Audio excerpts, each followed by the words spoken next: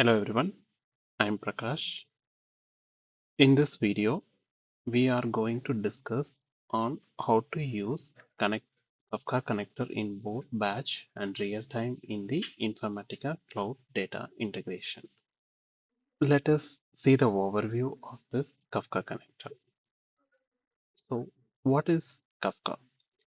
Kafka is a distributor publish subscribe messaging system which is fast and scalable and also durable. It stores messages in the form of topics, whereas consumers reads data from a topic and producers write data to a topic. In the CDI mapping, both Avro and JSON formats are supported. It supports primitive data type in normal and advanced mode of the mapping and supports hierarchical data types only in the advanced mode of the mapping. So before we use the Kafka connector, we have to complete some of the prerequisite tasks. One is that you should not enable multiple Hadoop distribution packages in one organization, and to read the Kafka topic or to write to the Kafka topic in Avro format without schema registry, we have to configure the JVM options and the info debug property in the secure agent machine level. Before we start developing the mapping, we have to do the connection setup.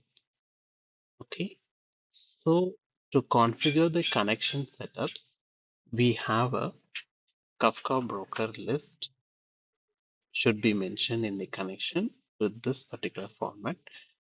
And to use the basic authentication along with the Kafka broker list, we have to mention the username and password in the advanced or the additional security properties of the connections.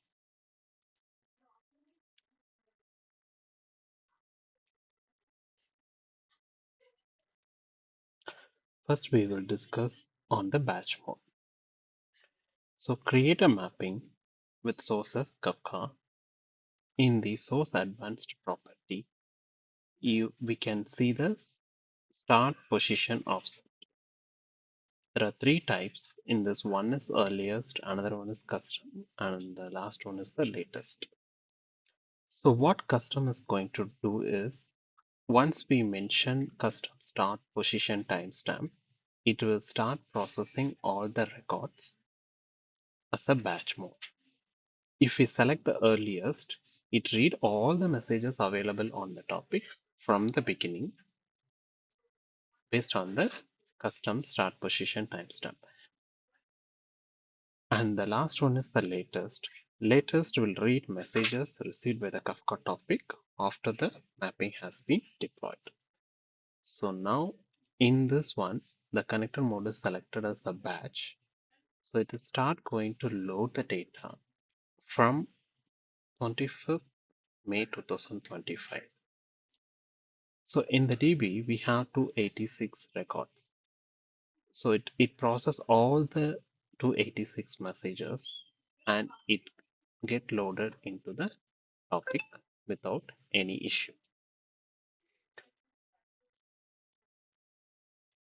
Next, we'll see about the real time.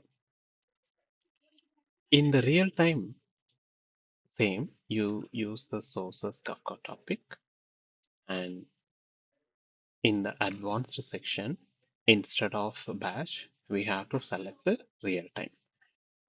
And since we have selected the custom, we have given the custom start position timestamp. So when the mapping runs for the first time, it will start looking the date and it will load all the data from this particular date. In the subsequent run, whatever we have set it in the mapping task level, recovery strategy which is set in the advanced session properties. Based on that, the data will be read. So in here, what we have set it here is commit type as source and commit on end of file is no. But if you look at the source, we have set it as a custom start position as this particular date. So what will happen? The first run, it will start fetching all the data from this particular date, and it will ignore this particular date from the next run onwards, and then it will start processing the data whenever the data is available on the topic. So when we trigger this particular topic, it processed all the 286 records, and if you look at this particular mapping task, it is continue to run in the running status.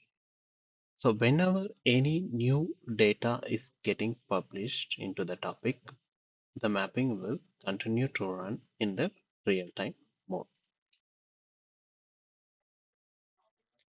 In this video, we learned how to read the messages from Kafka topic in both real and batch connector mode. So you can refer the step-by-step approach present in the below documentation.